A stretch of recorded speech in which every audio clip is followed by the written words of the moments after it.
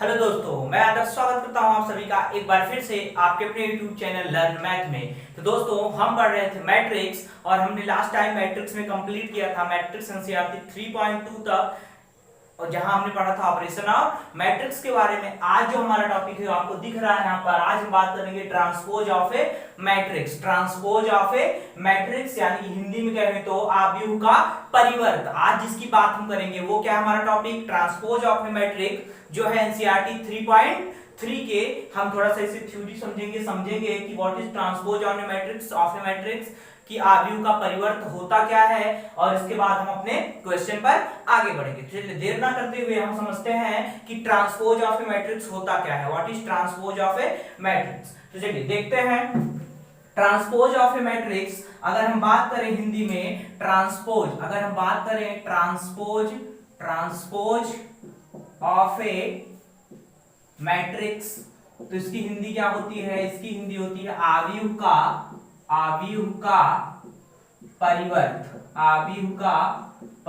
हिंदी में बोले तो आव्यूह का परिवर्त। Transpose of A matrix Hindi में बात करें तो इसे क्या कहते हैं हम, आव्यूह का परिवर्त। तो चलिए देखते हैं, मान लिया हमने कि एक हमारे पास आव्यूह है, वो क्या है हमारा 3 2 5 6 3 2 1 0 3। ये हमारे पास एक मैट्रिक्स, हमने सपोज किया कि हमारे पास एक क्या है, हमने एक एज्यूम किया मैट्रिक्स। अब बात करें इस मैट्रिक्स के ऑर्डर की, तो इस मैट्रिक्स का ऑर्डर क्या है दोस्तों, आपको पता है इसका ऑर्डर है 3 क्रॉस 3। ये हमने एक मैट्रिक्स लिया, हमने माना है कि हमने एक कोई सा मैट्रिक्स ले लिया। ये जो मैट्रिक्स है इसका ऑर्डर क्या है, इस मैट्रिक्स का ऑर्डर है 3 क्रॉस 3 का। अब हम बात किसकी कर रहे हैं, आव्यूह का परिवर्त यानी कि ट्रांसपोज ऑफ ए मैट्रिक्स की।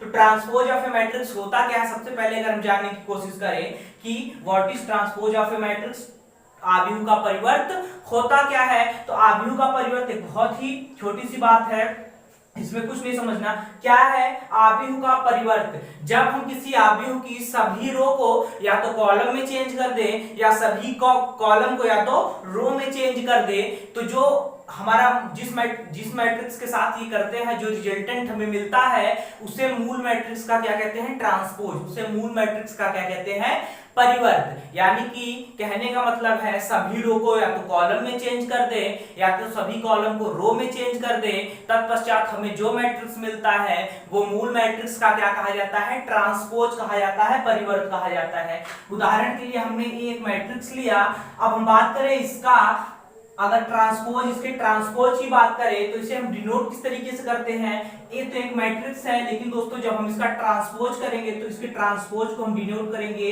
ए के ऊपर एक छोटा सा ये पाई खींचकर। ए के ऊपर क्या है, इसको ए बार, इसको हम क्या है, ये क्या हमारा, ये हमें क्या बताता है, ये हमें बताता है ए ट्रांसपोज। या हम इसके ऊपर कहीं के इस तरीके का लिखा होगा, ए के ऊपर एक स्मॉल सा टी। तो ये किसे बताता है, ये बताता है हमें ए डैश, या तो ए डैश से हम डिनोट करते हैं। ए डैश हमें क्या बताता है, ट्रांसपोज मैट्रिक्स, या तो ए के ऊपर टी लिखा होता है, उसका भी मतलब क्या होता है, ट्रांसपोज मैट्रिक्स। तो इसे हम डिनोट करते हैं, इसका ट्रांसपोज इस तरीके से डिनोट किया जाएगा। अगर हम बात करें इसका ट्रांसपोज होगा क्या, तो इसका ट्रांसपोज की अगर हम बात करें तो क्या आता है, हमने या तो सभी रो को आप कॉलम में चेंज कर दीजिए या तो सभी कॉलम को रो में। तो हमने क्या किया, यहाँ इसकी सभी रो को हमने कॉलम में चेंज कर दिया, सभी रो को हमने क्या किया, कॉलम में चेंज किया। तो R1 C1 पे जाएगा तो क्या हो जाएगा 3 6 1। अब R2 हमारा C2 पर जाएगा तो क्या होगा 2 3 0, और R3 हमारा C3 पे जाएगा तो क्या बनेगा हमारा 5 2 3, और इसका भी ऑर्डर है 3 क्रॉस 3।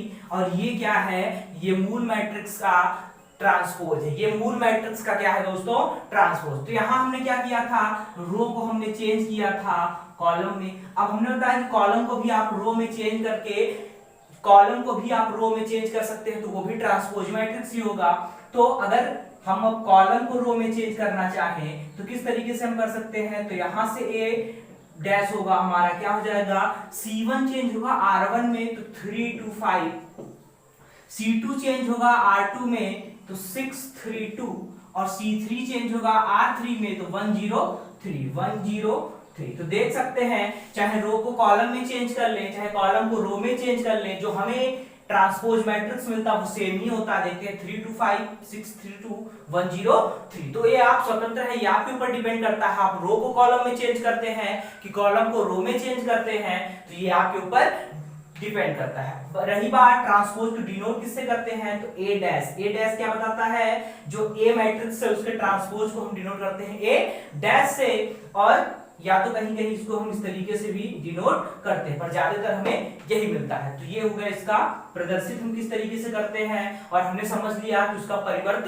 होता क्या है। तो एक बार फिर से हम समझ लेते हैं परिवर्त क्या होता है। जब हम किसी मैट्रिक्स के सभी रो को या तो कॉलम में चेंज कर दे या तो सभी कॉलम को उसके रो में चेंज कर दे, तो तत्पश्चात हमें जो आव्यूह प्राप्त होता है वो मूल आव्यूह का परिवर्त कहलाता है, मूल आव्यूह का ट्रांसपोज कहलाता है। इस उदाहरण के एग्जांपल के माध्यम से आप इस बात को बहुत ही क्लियरिटी के साथ समझ सकते हैं। तो आप अगर इसे नोट करना चाहें तो आप इसे जल्दी से नोट कर सकते हैं। देन आफ्टर हम आगे बढ़ते हैं, तो आप इसे नोट कर लें।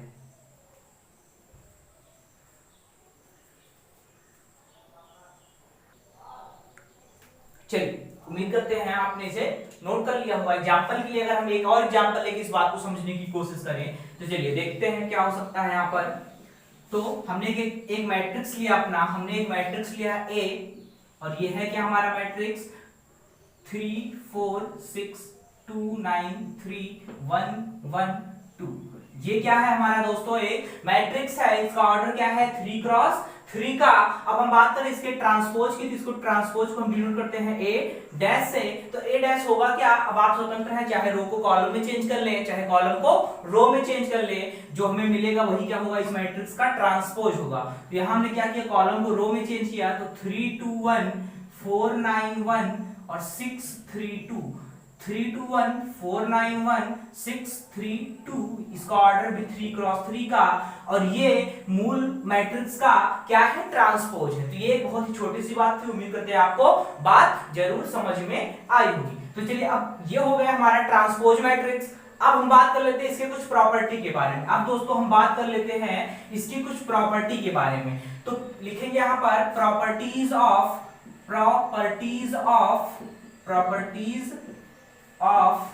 Transpose matrix.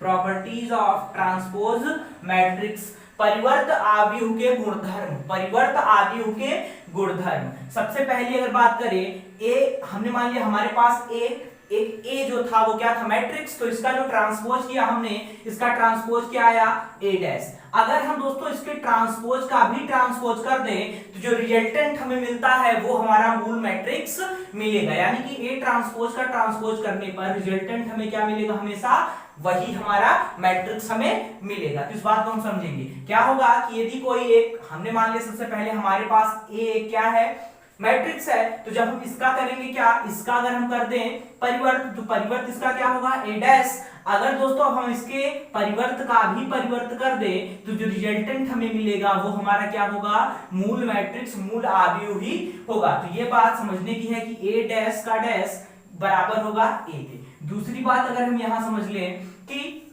जो है, अगर हम परिवर्त आव्यूह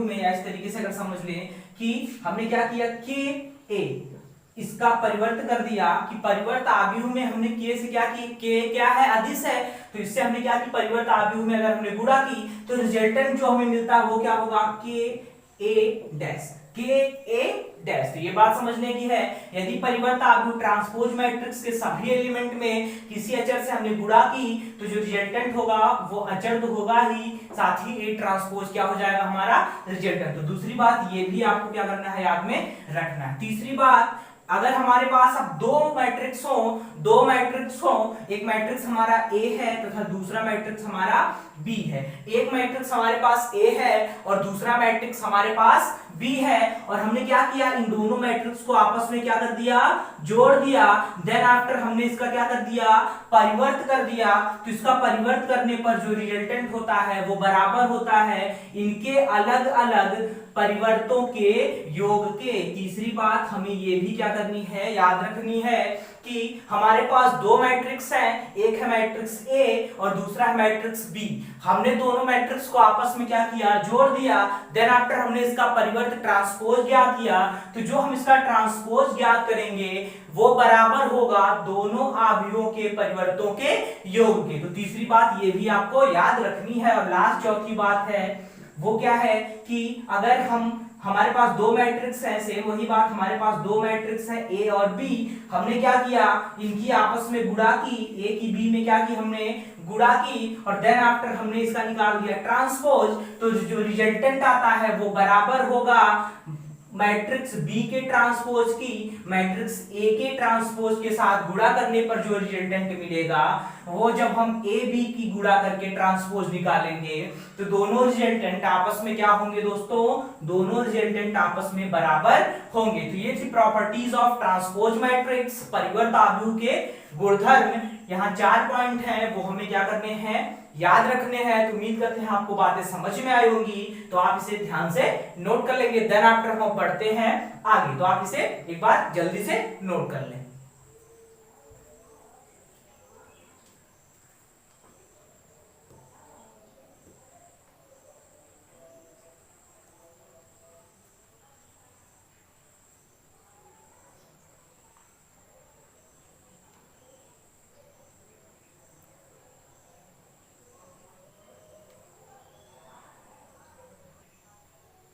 चलिए अब हम बात कर लेते हैं, एक छोटा सा टॉपिक और है ट्रांसपोज और मैट्रिक्स में। एक छोटा सा टॉपिक हमारा और है, वो क्या है, जैसा कि आप देख पा रहे हैं, symmetric and skew symmetric matrix.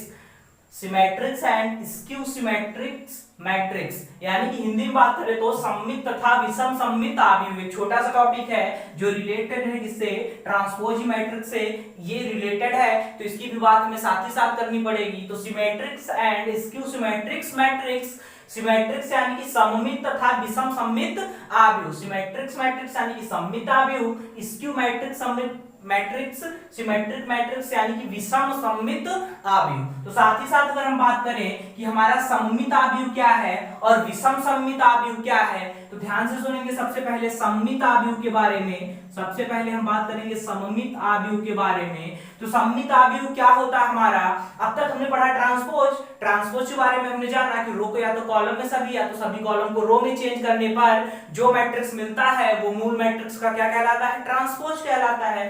तो यहाँ जाहिर सी बात है कि सममित आव्यूह तब कहा जाएगा, व्हेन, कब कहा जाएगा, जब दो आव्यूह सममित तब कहे जाएंगे।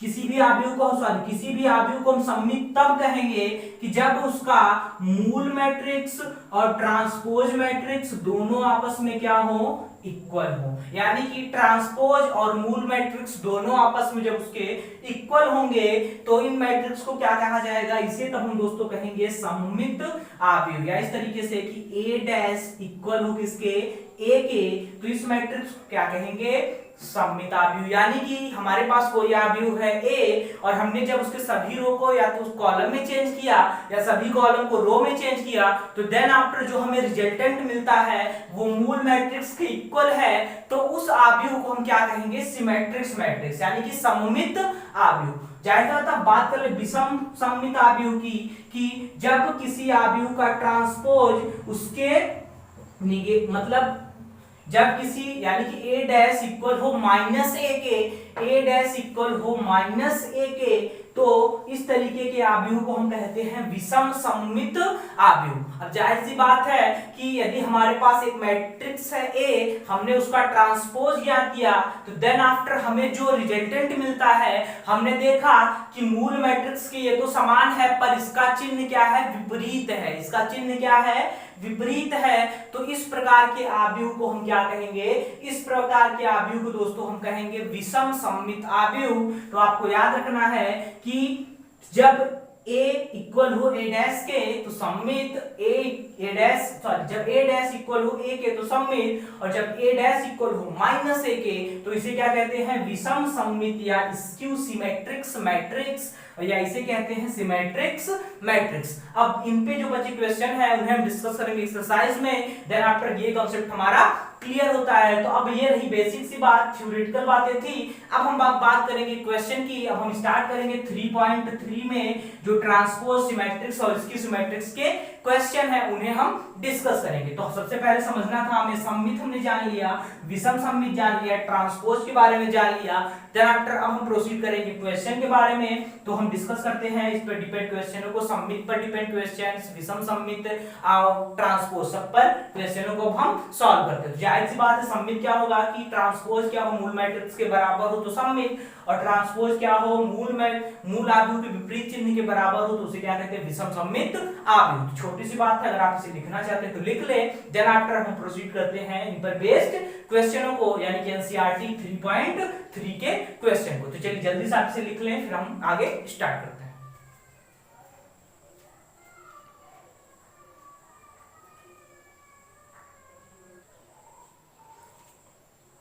चलिए, ये है एनसीईआरटी 3.3 का क्वेश्चन नंबर 1, जिसमें क्या कह रहा है कि आव्यूहों का परिवर्त ज्ञात कीजिए। तो अगर इसकी बात करें तो इसका ऑर्डर क्या होगा, ये एक हमारा 3x1 ऑर्डर का मैट्रिक्स है, ये हमारा 2x2 ऑर्डर का है, और ये 3x3 ऑर्डर का हमारा क्या है, मैट्रिक्स है। तो सबसे पहले हमें क्या बताना है, इनके ट्रांसपोज, यानी कि हर मैट्रिक्स का हमें क्या बताना है, ए इनवर्स बताना है, ट्रांसपोज। तो इसका ट्रांसपोज क्या होगा, हमने क्या बताया है कि सभी रो को चेंज करते हैं कॉलम में। तो इसमें क्या है, एक ही क्या है हमारे पास, एक ही इसमें कॉलम है, तो इसे अगर हम चेंज कर दे तो इसका ट्रांसपोज क्या हो जाएगा, 5 5 1/2 और माइनस का 1। तो ये होगा इसका ट्रांसपोज। अब बात कर ले इसके ट्रांसपोज की, तो सभी रो को हमें किसमें चेंज करना है, कॉलम में। तो इस रो को जब हम कॉलम में चेंज करते हैं तो क्या हो जाएगा, 1 -1 2 और 3। तो ये रहा इसका ट्रांसपोज। और साथ ही साथ अगर बात कर ले इसकी, तो सभी रो को इसके सभी कॉलम में, या सभी कॉलम को सभी रो में चेंज कर दे तो जो मिलेगा वही क्या होगा, हमारा ट्रांसपोज। तो यहां से क्या होगा, ये है R1 को C1 में चेंज करें तो -1 5 6, R2 को C2 में करें तो √3 5 6, और R3 को C3 में करें तो 2 3 माइनस का 1। और ये क्या होगा हमारा, ये रहा इसका ट्रांसपोज, ये है इसका ट्रांसपोज, और ये रहा हमारा इसका ट्रांसपोज। ये बहुत ही छोटी सी बात है, उम्मीद करते हैं आप इसे अच्छे से समझ चुके होंगे। तो अब हम आगे क्वेश्चन नंबर 2 की तरफ चलते हैं। तो आप इसे नोट करना चाहते हैं तो आप इसे नोट कर सकते हैं।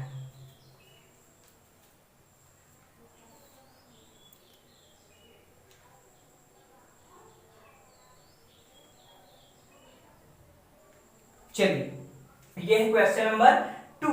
क्वेश्चन नंबर 2 क्या कह रहा है कि यदि A एक मैट्रिक्स था, B एक मैट्रिक्स है, तो सत्यापित कीजिए कि पहली चीज A प्लस बी का ट्रांसपोज इक्वल होगा A के ट्रांसपोज प्लस B के ट्रांसपोज के योगफल के। पहली चीज ये हमें प्रूफ करनी। देन आफ्टर दूसरी चीज कि उनका अंतर का ट्रांसपोज होगा वो इक्वल होगा A के ट्रांसपोज और B के ट्रांसपोज के डिफरेंस के। तो ये हमने पढ़ी थी प्रॉपर्टी ऑफ ट्रांसपोज में, ये बातें तो हमने डिस्कस की थी, फिर भी यहाँ पर हमें इन्हें चेक करना पड़ता। तो इसमें हमें किसकी टर्म की जरूरत पड़ेगी, सबसे पहले हमें दोनों आव्यूहों के योगफल के यानी कि A प्लस बी की जरूरत पड़ने वाली है। तो अगर हम इसकी बात करें तो इसमें हमें किसकी जरूरत पड़ने वाली है, सबसे पहले हमें जरूरत पड़ने वाली लेफ्ट हैंड साइड से अगर हम बात करें तो लेफ्ट हैंड साइड हमारा क्या है, A प्लस बी का ट्रांसपोज। तो सबसे पहले हमें ज्ञात क्या करना है, A प्लस बी ज्ञात करना है। तो A प्लस बी ज्ञात करने के लिए अब हमें दो आव्यूहों का योगफल डिपेंड करता है उनके ऑर्डर पर। यदि उनका ऑर्डर सेम है तभी दोनों क्या होंगे, आपस में ऐड होंगे। तो यहाँ देख रहे हैं इसका ऑर्डर 3x3 है, इसका भी ऑर्डर 3x3 है। तो जाहिर सी बात इन्हें हम आसानी से जोड़ सकते हैं। तो अब यहाँ से A में B को जब ऐड करेंगे तो हम पहले लिख लेते हैं कि A है क्या हमारा, -1 5 -2 2 7 1 3 9 1 A है। देन इसमें B को ऐड करना, B क्या हमारा -4 1 1 1 2 3 -5 0 1। इन्हें ऐड करना है, आपको अच्छे से पता है ये किस तरीके से आपस में ऐड होते हैं। इन्हें ऐड कर दे तो क्या होगा, -1 ऐड होगा -4 के साथ। तो -1 में जब -4 जुड़ेगा तो क्या होगा, माइनस का 5। -1 जुड़ेगा -4 के साथ तो क्या होगा, माइनस का 5। 2 जुड़ेगा 1 के साथ तो 3, और 3 जुड़ेगा -5 के साथ -2। 5 1 6 7 जुड़ेगा 2 के साथ 9 9 जुड़ेगा 0 के साथ तो फिर से 9। -2 + 1 माइनस का 1 1 + 3 4 और 1 + 1 क्या होगा 2। तो ये रहा हमारा A प्लस बी। ये क्या है दोस्तों, A प्लस बी। अब हमें चाहिए क्या, हमें चाहिए A प्लस बी का ट्रांसपोज। A प्लस बी का ट्रांसपोज क्या होगा, सभी रो को चेंज कर दे कॉलम में। तो -5 3 -2 6 9 9 -1 4 टू। तो ये हमने क्या ज्ञात कर लिया, ये हमने ज्ञात कर लिया यहाँ a प्लस बी का ट्रांसपोज हमें पता चला, जो हमारा लेफ्ट हैंड साइड। अब हम बात कर लेते हैं राइट हैंड साइड की, और राइट हैंड साइड में है क्या हमारा कि a के ट्रांसपोज प्लस b के ट्रांसपोज का योगफल। तो इसके लिए हमें चाहिए a का ट्रांसपोज, तो ये a मैट्रिक्स a रहा तो इसका ट्रांसपोज a डैश क्या होगा हमारा, a डैश होगा, सभी रो को चेंज कर दे कॉलम में, यानी कि -1 2 3, यहां से 5 7 9 और -2 1 1, ये a डैश है। और b डैश क्या होगा हमारा, b डैश होगा हमारा -4 1 -5 1 2 0 1 3 1। अब क्या करना है, इन दोनों को आपस में कर देना है हमें add a dash plus b dash. तो यहां से अब हमें क्या मिलने वाला है, यहां से अब हमें क्या मिलने वाला है, संगत पद क्या होंगे, आपस में जुड़ जाएंगे। तो -1 ऐड होगा -4 के साथ, क्या मिलेगा हमें -5 ऐड होगा 1 के साथ, तो क्या मिलेगा हमें 6 -2 ऐड होगा 1 के साथ, तो क्या मिलेगा हमें -1। यहां से 2 ऐड होगा 1 के साथ तो होगा 3, 7 ऐड होगा 2 के साथ तो होगा 9, और 1 ऐड होगा 3 के साथ तो क्या होगा हमारा 4। और यहां से 3 ऐड होगा -5 के साथ, तो यहां से -2, 9 ऐड होगा 0 के साथ तो क्या हो जाएगा हमारा 9, और 1 ऐड होगा 1 के साथ तो क्या हो जाएगा 2। अब अगर हम देखें a प्लस बी का ट्रांसपोज, ये है 5 6 -1 3 9 4 -2 9 2, और a transpose plus b transpose ये है, और ये दोनों आपस में क्या है, इक्वल है। तो यहां से प्रूफ होता है कि ये बातें क्या होती हैं, यहां से प्रूफ होती हैं कि हाँ a प्लस बी का ट्रांसपोज इक्वल होगा a के ट्रांसपोज और b के ट्रांसपोज के योगफल के। तो ये बात क्या होती है, हमारी प्रूफ होती है। तो यहां से हम लिख सकते हैं, तो यहां हम लिख सकते हैं कि लेफ्ट हैंड साइड क्या होगा हमारा दोस्तों, राइट हैंड साइड की क्या है, इक्वल है, जैसा कि हमने यहाँ पर प्रूफ किया। अब रही इसमें सेकंड पार्ट क्वेश्चन की बात, तो यहाँ हमने योगफल से ज्ञात किया, यहाँ सेम चीजें हमें किससे ज्ञात करनी, डिफरेंस से, अंतर से।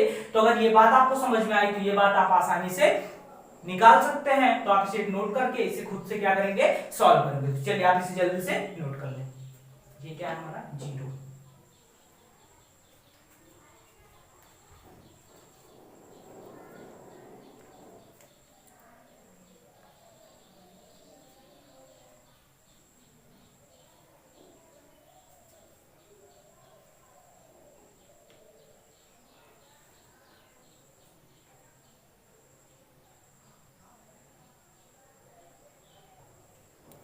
चलिए अब हम बात करते हैं क्वेश्चन नंबर 4। क्वेश्चन नंबर 3 जो था, 3 और 2 सेम ही क्वेश्चन थे।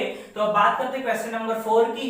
क्वेश्चन नंबर 4 क्या कह रहा है, यदि A ट्रांसपोज इक्वल है ये और B एक मैट्रिक्स है, तो हमें बताना है A प्लस 2B के ट्रांसपोज के बारे में। अब यहाँ हमें दिया है A ट्रांसपोज, लेकिन योगफल में हमसे क्या पूछा है, A के बारे में। तो अब तो उल्टा हमसे कर दिया कि A ट्रांसपोज से हम A किस तरीके से ज्ञात कर सकते हैं, A ट्रांसपोज से हम A किस तरीके से ज्ञात कर सकते हैं। तो दोस्तों आपने प्रॉपर्टीज ऑफ ट्रांसपोज मैट्रिक्स में पहला वाला पॉइंट यही पढ़ा था कि A ट्रांसपोज का ट्रांसपोज इक्वल होता है किसके, A के। अगर आपको ध्यान है तो A ट्रांसपोज का ट्रांसपोज इक्वल होता है A के। तो A ट्रांसपोज ये रहा, तो अगर हम इसके ट्रांसपोज का भी ट्रांसपोज कर दें तो हमें जो मिलेगा वो क्या होगा हमारा, A होगा। वो क्या होगा हमारा दोस्तों, A होगा। तो यहाँ से सभी रो को कॉलम में चेंज, तो -2 3 1 और 2, और यही क्या है हमारा A है। तो उम्मीद करते हैं आपको इतनी बात समझ में आई होगी। और B तो हमारे ये रहा ही, तो A प्लस 2B। अब A प्लस 2B हमें बताना है, तो B तो ये रहा, B क्या है हमारा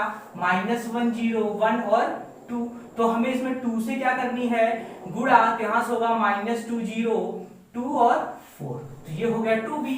अब A प्लस 2B हमें याद करना है, तो A प्लस 2B, तो A को पहले लिख ले, तो A हमारा क्या है -2 1 3 और 2, फिर प्लस इसमें ऐड करना है 2B को। 2B क्या है -2 0 2 और 4। और ऑर्डर हमें एडिशन में हम क्या लेते हैं, ऑर्डर। तो दोनों का ऑर्डर क्या है 2 क्रॉस 2 ही है, तो इनका आपस में योग क्या है, पॉसिबल है। तो क्या करते हैं, A प्लस 2B हमारा क्या आएगा, A प्लस 2B हमारा क्या आएगा, -2 ऐड होगा -2 के साथ, तो क्या बनेगा यहाँ से -4।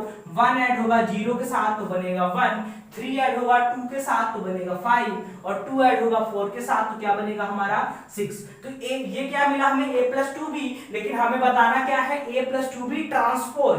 तो क्या हो जाएगा A plus two B transpose क्या हो जाएगा, सभी रो को चेंज कर दो कॉलम में, तो -4 1 5 6, और यही क्या है दोस्तों हमारा आंसर है, यही क्या है हमारा आंसर है। तो यहां हमने क्या किया, प्रॉपर्टीज ऑफ ट्रांसपोज का पहला पॉइंट जो था, ए ट्रांसपोज का ट्रांसपोज इक्वल होता है ए के, वो हमने क्या किया इस क्वेश्चन में यूज किया। तो आप उम्मीद करते समझ में होगा आपको, आप इसे जल्दी से नोट कर लेंगे।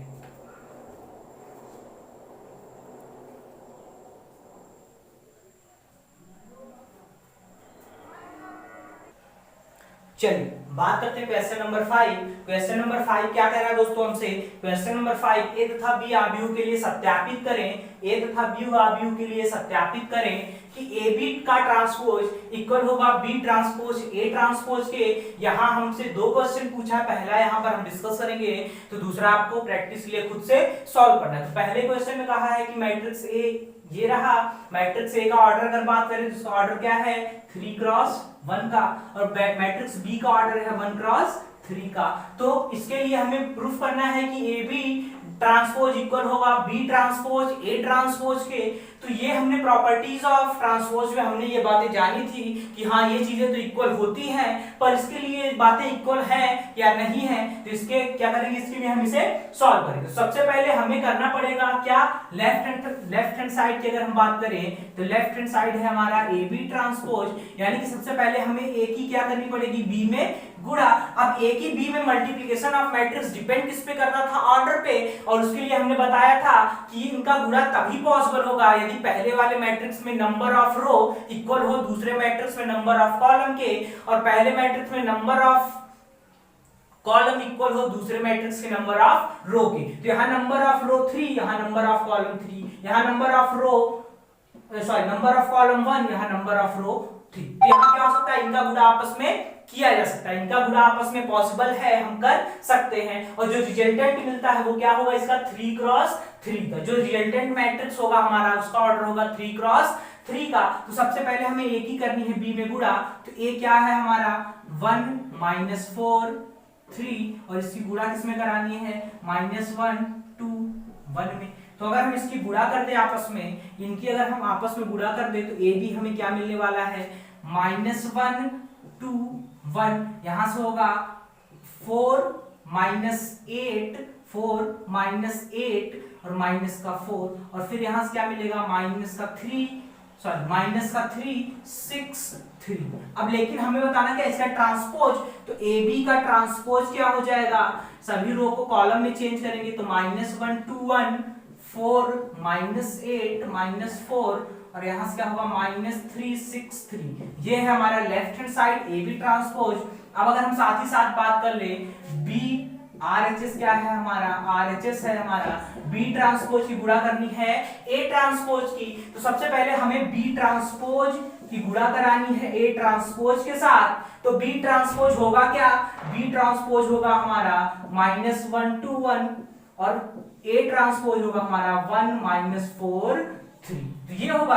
अब यहां भी अब चेक कर ले क्या इनकी मल्टीप्लिकेशन पॉसिबल है, तो हाँ इनकी भी मल्टीप्लिकेशन क्या है, पॉसिबल है, क्योंकि इसका ऑर्डर है 3 क्रॉस 1 का और इसका ऑर्डर है 1 क्रॉस 3 का। नंबर ऑफ रो यहाँ इक्वल है नंबर ऑफ कॉलम के, और नंबर ऑफ कॉलम यहाँ इक्वल है नंबर ऑफ रो के। तो इनकी गुणा क्या है, पॉसिबल है। तो साथ ही साथ हम ज्ञात कर लेते हैं बी ट्रांसपोज ए ट्रांसपोज। तो इधर इनकी आपस में गुणा करें तो जो रिजल्टेंट मिलेगा उसका ऑर्डर भी क्या होगा, 3 क्रॉस 3 का। तो यहां से होगा -1 4 -3, यहां से होगा 2 -8 2 -8 6, यहां से होगा 1 -4 3, और इसका भी ऑर्डर क्या है 3 क्रॉस 3 का। अब देखते हैं क्या दोनों चीजें आपस में इक्वल हैं, तो देखते हैं -1 4 -3 2 -8 6 1 -4 3। तो यहां से हम कह सकते हैं कि ए बी का ट्रांसपोज इक्वल होगा बी ट्रांसपोज ए ट्रांसपोज के, यानी कि लेफ्ट हैंड साइड हमारा राइट हैंड साइड क्या आया, इक्वल आया। तो ये बातें यहाँ पर हमारी प्रूफ होती, ये बातें यहाँ पर दोस्तों हमारी प्रूफ होती हैं। तो ये था क्वेश्चन नंबर 5 का 1 वाला। क्वेश्चन नंबर 5 का अगर 1 आपको समझ में आया तो 2 आप अपने खुद से सॉल्व करेंगे। तो हम बढ़ते हैं अगले क्वेश्चन की तरफ, आप इसे एक बार जल्दी से नोट कर लेंगे।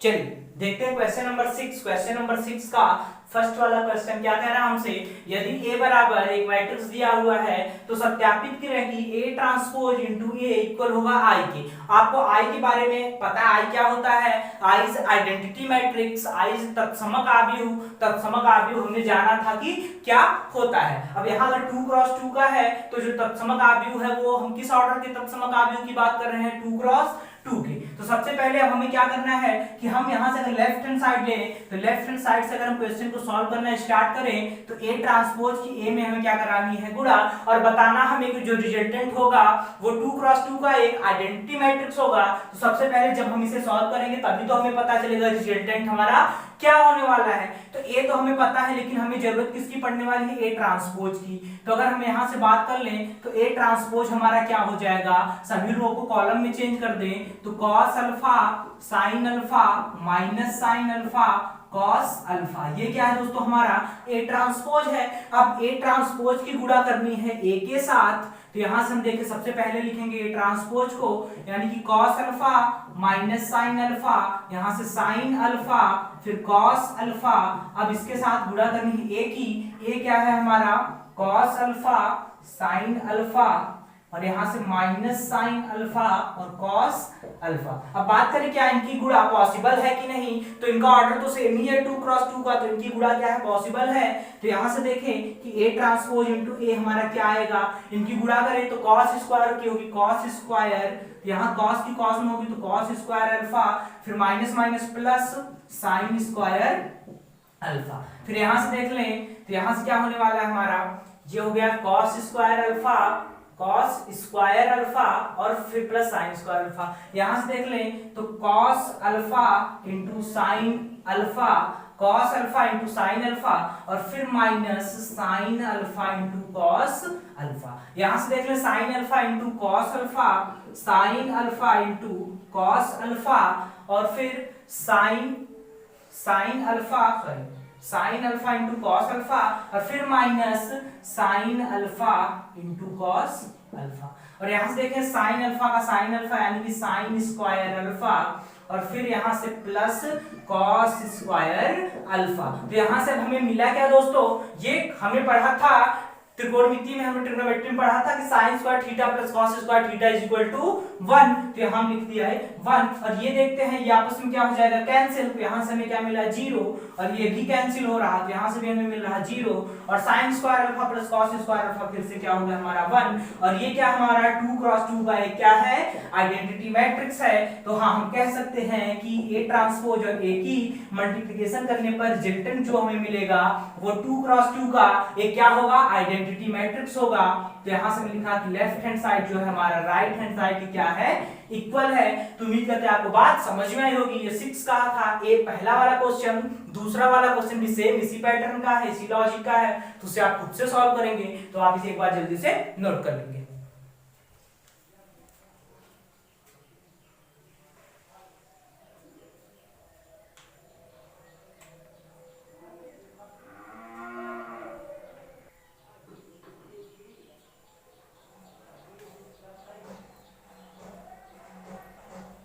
चलिए देखते हैं क्वेश्चन नंबर 7। क्वेश्चन नंबर 7 का फर्स्ट वाला क्वेश्चन है, हमने पढ़ा था सिमेट्रिक्स और स्क्यू सिमेट्रिक्स के बारे में, तो उस पर बेस्ड यहाँ पर क्वेश्चन हमें सॉल्व करने हैं कि सिद्ध कीजिए कि एक आव्यूह जो है एक सममित आव्यूह है। सिद्ध कीजिए कि दिया गया आव्यूह एक सममित आव्यूह है। तो अगर थ्योरी आपको नहीं पता हो तो आप इसे सॉल्व नहीं कर सकते हैं। तो थ्योरी हमने पढ़ी थी कि सिमेट्रिक्स मैट्रिक्स होने की थ्योरी क्या है, तो एक आव्यूह सिमेट्रिक्स तभी कहा जाता है कि when A dash equal to क्या हो, A की, यानी कि A ट्रांसपोज इक्वल हो मूल मैट्रिक्स, यानी कि किसी आव्यूह का ट्रांसपोज करने पर यदि हमें जो रिजल्टेंट मैट्रिक्स मिलता है वो मूल मैट्रिक्स से इक्वल है, तो हम क्या कहेंगे कि हमारा आव्यूह सिमेट्रिक्स है। यानी कि A transpose equal to A हो तो हम कहेंगे कि दिया गया आव्यूह हमारा सिमेट्रिक्स है। तो यहाँ A हमारा दिया हुआ है, A क्या है, सॉरी A क्या दिया है, A हमें दिया हुआ है 1 -1 5 -1 2 1 5 1 3। तो हम ज्ञात कर ले इसका ट्रांसपोज, सभी रो को चेंज कर दें कॉलम में, तो 1 -1 5 -1 2 1 5 1 3। अब देखते हैं क्या दोनों चीजें इक्वल हैं, क्या दोनों मैट्रिक्स इक्वल हैं। तो देख रहे हैं दोनों मैट्रिक्स हमारे इक्वल मैट्रिक्स हैं, तो यहां से हम कह सकते हैं कि हमारा A ट्रांसपोज इक्वल है A के, यानी कि दिया गया मैट्रिक्स हमारा क्या है, सिमेट्रिक्स है। दिया गया मैट्रिक्स हमारा क्या है, सिमेट्रिक्स मैट्रिक्स है, सिमेट्रिक्स मैट्रिक्स है। दिया गया मैट्रिक्स हमारा सिमेट्रिक्स मैट्रिक्स है। तो यही था कॉन्सेप्ट सिमेट्रिक्स मैट्रिक्स का। और ये सिमेट्रिक्स नहीं होता, स्क्यू सिमेट्रिक्स होता कब, अगर मूल मैट्रिक्स का चिन्ह क्या होता, विपरीत होता, यानी कि A dash A transpose equal होता माइनस A के, तो इसे कहते हैं विषम सममित आव्यूह।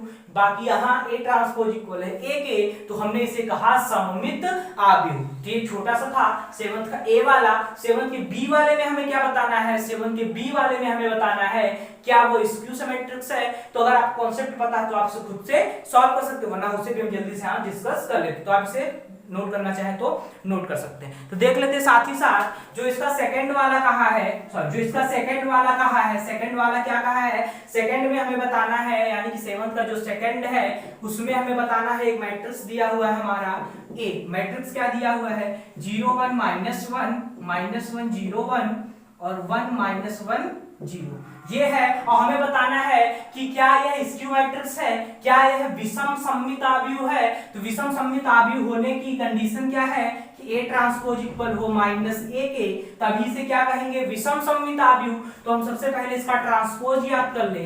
इसका ट्रांसपोज क्या होता है दोस्तों, इसका ट्रांसपोज क्या होगा, 0 1 -1 0 1 1 -1 0। इसे क्या कहेंगे, इसे कहेंगे हम इसका, इसे क्या कहेंगे हम इसे कहेंगे इसका ट्रांसपोज। अब हम देखते हैं कि क्या ये इसके निगेटिव चिन्ह के बराबर है। तो अगर हम A वाले में से माइनस कॉमन ले ले, अगर A मैट्रिक्स से हम माइनस कॉमन ले लें, तो अगर हम यहां से माइनस कॉमन लेते हैं तो क्या हो जाता है, इसे हम क्या लिख सकते हैं कि 0 -1 1 1 0 -1 और 1 -1 0। तो देखते हैं कि अब ये दोनों चीजें क्या हो रही हैं, आपस में इक्वल हो रही। अब ये दोनों चीजें आपस में क्या हो रही, इक्वल हो रही। तो यहां से हम कह सकते हैं कि हाँ A डैश जो है इक्वल है A के, A डैश जो हमारा इक्वल है A के, इसलिए ये क्या है, ये स्क्यू मैट्रिक्स है, विषम सममित आव्यूह है। तो ये छोटा सा कॉन्सेप्ट था, उस पर बेस्ड क्वेश्चन थे जिन्हें हमने क्या किया, यहाँ पर डिस्कस किया। तो उम्मीद करते हैं अब आपको स्क्यू सिमेट्रिक्स और सिमेट्रिक्स के बारे में अच्छे से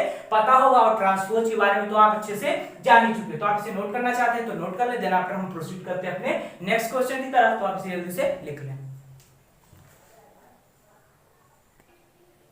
चलिए देखते हैं क्वेश्चन नंबर 8। क्वेश्चन नंबर 8 में दिया हुआ है कि आव्यूह है, सत्यापित कीजिए कि A प्लस A ट्रांसपोज सममित है या A माइनस A ट्रांसपोज विषम सममित है। जाहिर सी बात है, सबसे पहले अगर हम क्वेश्चन नंबर 1 की बात करें तो इसमें क्या कहा है कि A प्लस A डैश की बात की है। तो A हमारा क्या है दोस्तों, 1 5 6 7, और A का ट्रांसपोज क्या हो जाएगा हमारा 1 5 6 7। ये हो जाएगा 1 5 6 7, और दोनों को हम आपस में अगर ऐड कर दें तो यहां से क्या होगा 1 + 1 2, 5 + 6 11, 6 + 5 11 और 7 + 7 14। तो ये क्या मिला हमें, यहां हमें मिला A प्लस, ये क्या है, ये हमारा A प्लस A ट्रांसपोज। अब क्या कहा है, हमें बताना कि क्या यह एक सममित है।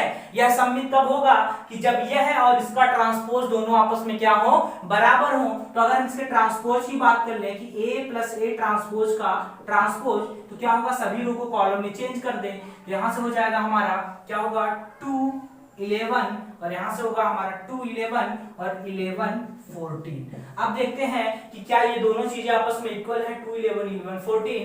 तो यहां से हम देख रहे हैं कि A plus A transpose equal है A प्लस A ट्रांसपोज के ट्रांसपोज के। तो यानी कि हम कह सकते हैं कि ये हमारा क्या है, एक सममित आव्यूह है। तो सेम इसी तरीके से एक दूसरा वाला है, हम इसमें क्या हमने ऐड किया, दूसरे में हम सब्ट्रैक्ट करेंगे और क्वेश्चन को सॉल्व करने की कोशिश करेंगे। तो उम्मीद करते हैं यहां तक बातें आपको समझ समझ में आई। तो आज हमने डिस्कस किया 3.3 के क्वेश्चन नंबर 8 तक। उम्मीद करते हैं बेहतरीन तरीके से आपको सभी बातें समझ में आई होंगी। तो आज हमने क्या पढ़ा, ट्रांसपोज मैट्रिक्स, स्क्यू सिमेट्रिक्स और सिमेट्रिक्स मैट्रिक्स के बारे में। देन आफ्टर अब हम इसके जो दो एक क्वेश्चन बचे हुए हैं उन्हें सॉल्व करके आगे प्रोसीड करेंगे। तो उम्मीद करते हैं आपको सेशन अच्छा लगा।